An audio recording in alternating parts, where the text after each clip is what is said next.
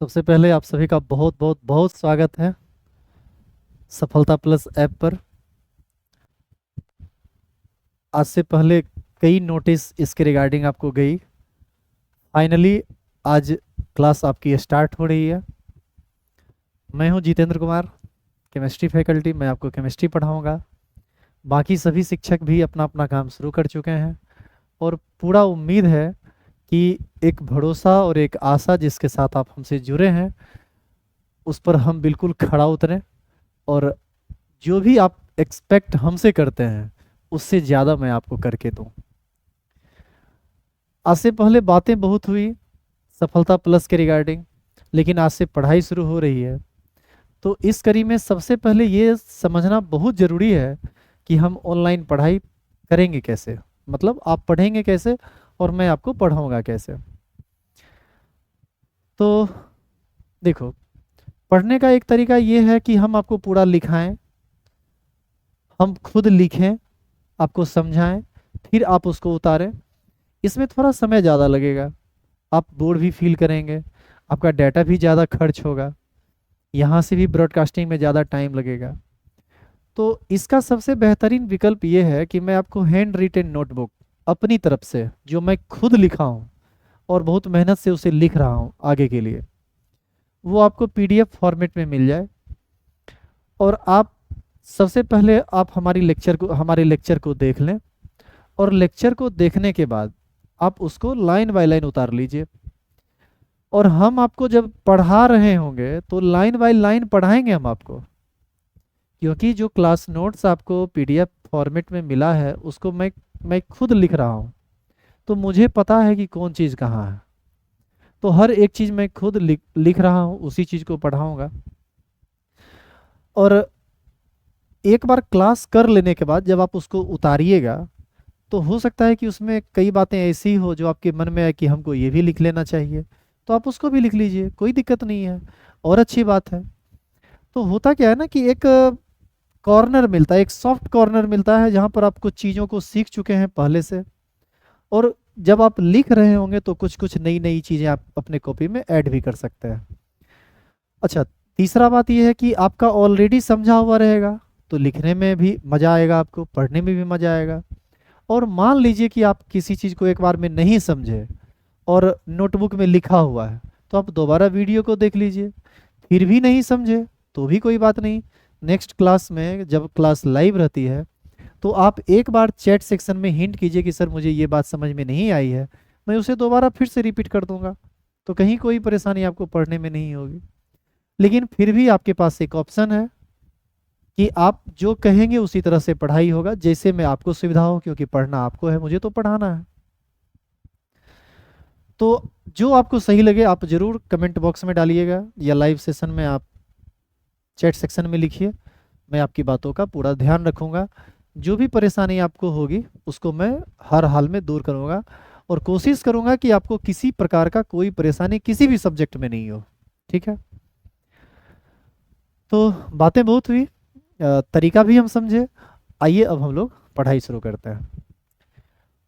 पढ़ाई जब हम शुरू कर रहे हैं आज, तो ये हमारा पहला क्लास है, आज इंट्रोडक्शन क्लास है, तो बहुत ज़्यादा लंबा चौड़ा हम आपको नहीं पढ़ाने वाले हैं आज।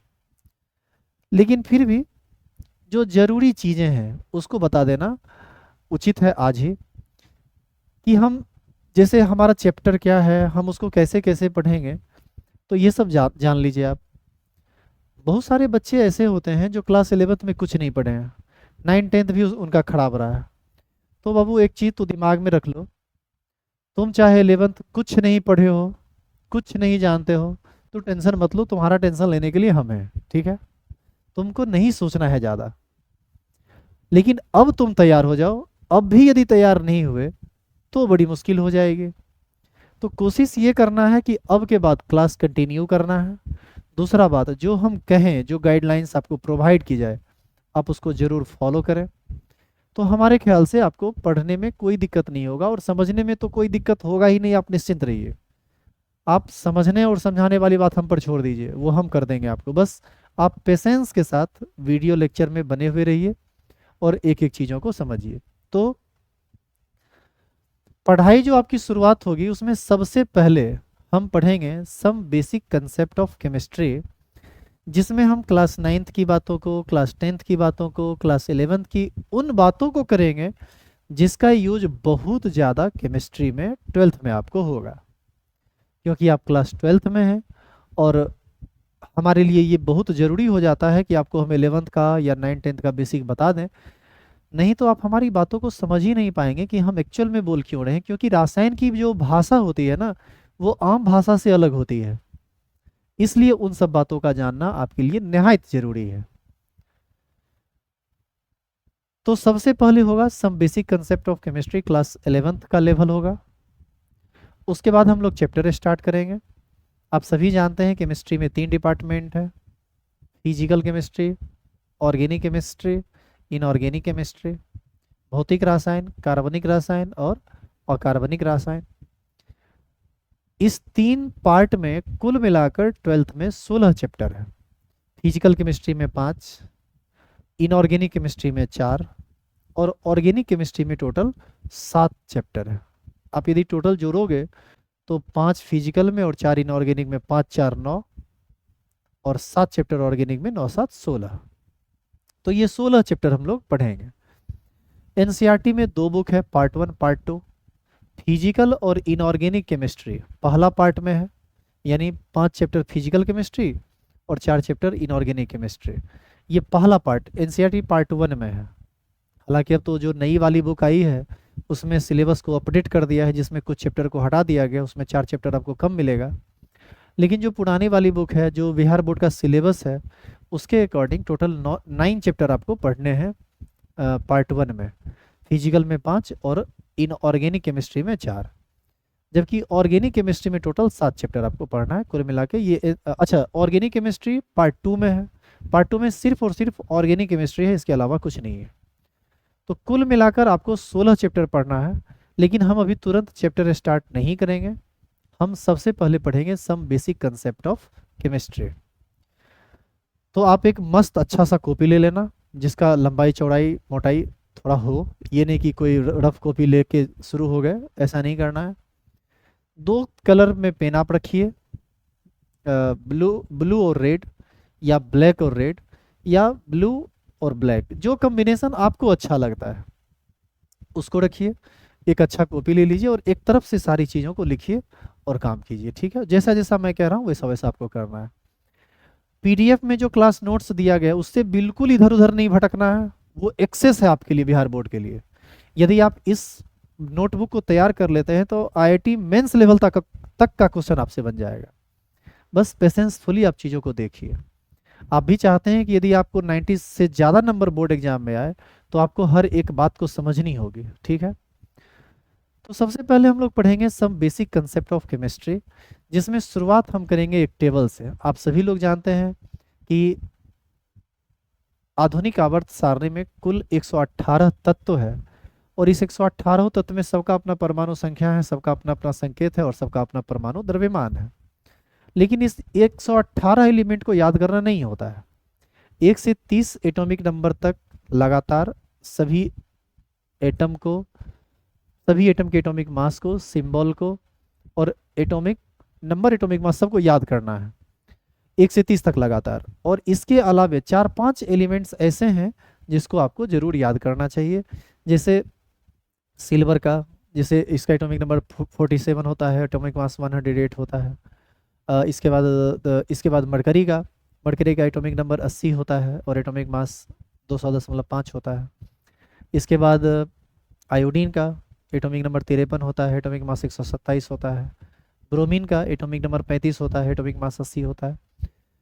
तो जो मैं कह रहा हूँ ना, वो सब का सब देखिएगा पहला पेज में दिया हुआ है। पेज नंबर देख लीजिएगा, पेज नंबर सब सीक्वेंस में दिया हुआ है, पेज 1 पेज 2 पेज 3, एक तरफ से उतारना है और कुछ भी नहीं छोड़ना है।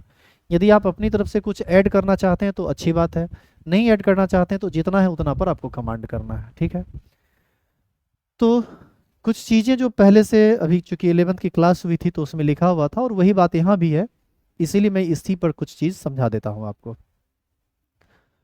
सम बेसिक कंसेप्ट ऑफ केमिस्ट्री, ये क्लास 11th का ही हम शुरू कर रहे हैं, चूंकि अभी 12th का चैप्टर तो स्टार्ट हुआ नहीं। तो टेबल हम लोग सबसे पहले लिखेंगे, आप उसमें देखिएगा वहां भी लिखा हुआ होगा, यदि आपके पास अभी कॉपी हो तो आप जरूर लिख सकते हैं।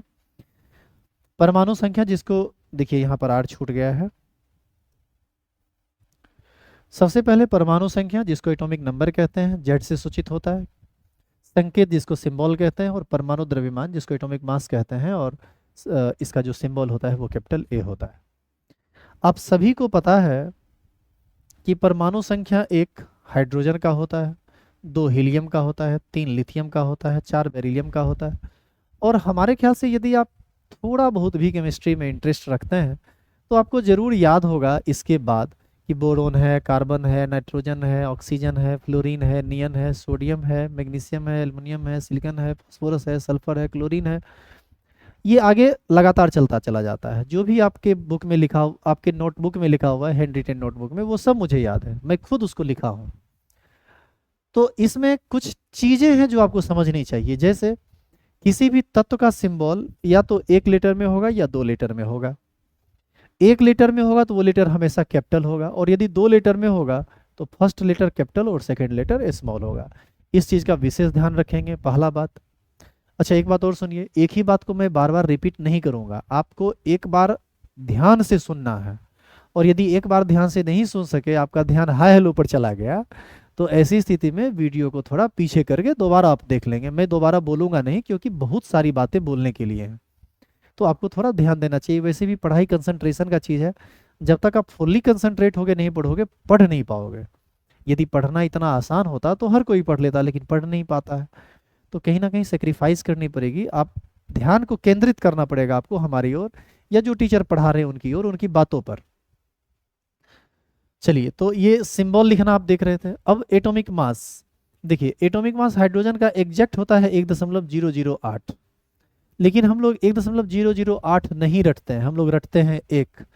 तो हम लोग क्या करते हैं, एक नियरली होल नंबर, या जैसे क्लोरीन का 35.5 होता है, 2-3 एलिमेंट है जिसका दशमलव में आपको रटना है, जैसे क्लोरीन हो गया, कॉपर हो गया, मरकरी हो गया, ये सब का 0.5 में आता है। तो जानिए, किसी का भी एटॉमिक मास इतना एग्जैक्ट होल नंबर में नहीं होता है। मैं जैसे बात करूं हाइड्रोजन का, इसका एटॉमिक मास एग्जैक्ट होता है 1.008, ये होता है, लेकिन हम लोग रटते कितना है, 1। क्यों?